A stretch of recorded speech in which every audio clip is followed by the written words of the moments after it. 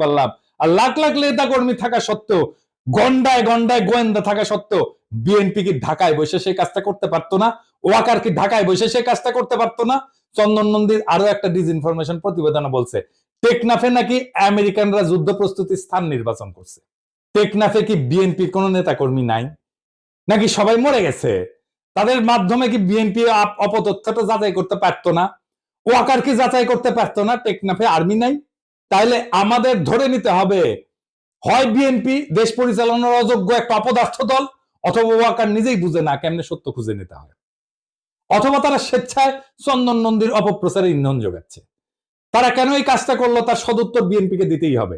তা না হলে আমরা ধরে নিব বিএনপি ক্ষমতায় গেলে রোহিঙ্গা প্রশ্নে দিল্লি দাসী হাসিনার পথ ধরে হাঁটবে। তারা নিজেরাও রোহিঙ্গা সমস্যার সমাধান করার চেষ্টা করবে না, অন্তর্বর্তীকালীন সরকারকেও তা করতে দেবে না।